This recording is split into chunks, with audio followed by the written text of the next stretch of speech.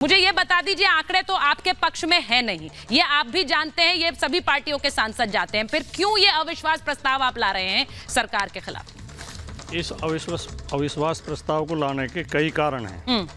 एक तो आपने कहा कि क्या इससे मुद्दे का हल होगा, इसका उद्देश्य क्या है? बिल्कुल, संसद में चर्चा तो होगी, अब तक तो सरकार चर्चा के लिए ही तैयार नहीं है।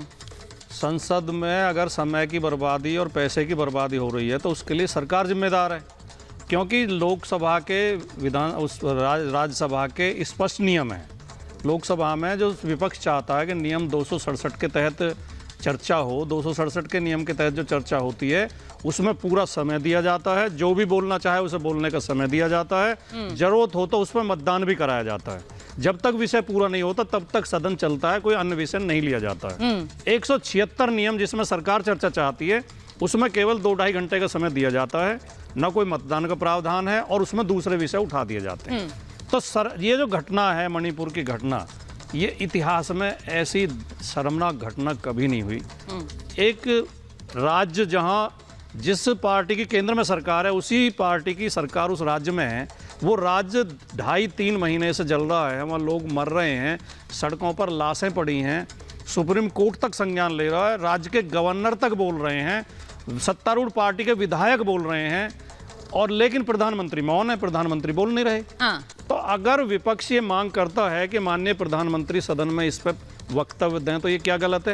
ये लोकतंत्र के लिए उचित नहीं है। ठीक है भाटी जी, मुझे ये बताइए, चर्चा के लिए तो तैयार है सरकार, लेकिन आप कह रहे हैं ये माई वे होगा या हाईवे होगा? उसका इस कहावत का सीधा मतलब ये है, हमारी तरह से चर्चा होगी वरना हम चर्चा ही नहीं होने देंगे, कर लीजिए जो करना है। और अगर चर्चा नहीं होने देंगे तो दम कैसे दिखाएंगे? दम ऐसे दिखाएंगे कि हम अविश्वास प्रस्ताव लेकर आएंगे, ये जानते हुए कि आंकड़े हमारे समर्थन में नहीं है, लेकिन हम दम दिखाएंगे अविश्वास प्रस्ताव लाकर। गुरु प्रकाश जी से एक बार पूछ लूं, रिएक्शन आपका ले रही हूं। बोलिए बोलिए बोलिए। देखिए, हमारे तरीके से चर्चा है, उनके तरीके से चर्चा का सवाल ही नहीं है। ठीक है, सवाल है लोकतंत्र का तकाजा क्या है।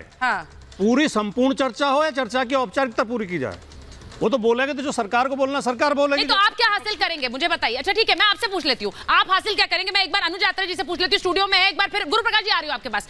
आप मुझे बताइए, ये नो कॉन्फिडेंस मोशन लाकर क्या हासिल कर रहे हैं अनुज यात्रा जी? आपके सांसद गौरव गोगोई ने आज रखा प्रस्ताव।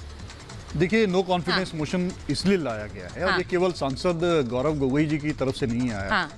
ये इंडिया के तमाम घटक दल, जितने भी हमारे सहयोगी दल हैं, सब लोगों का ये अविश्वास प्रस्ताव है, क्योंकि ये भारतीय जनता पार्टी अपना विश्वास सदन में खो चुकी है। इसलिए खो चुकी है कि लगातार 5 दिन से जिस संसद में जिस सदन के नेता से बार बार कहा जा रहा है, सरकार के सदन के नेता से बार बार अपेक्षा की जा रही है, आग्रह किया जा रहा है कि आप आइए, बयान दीजिए।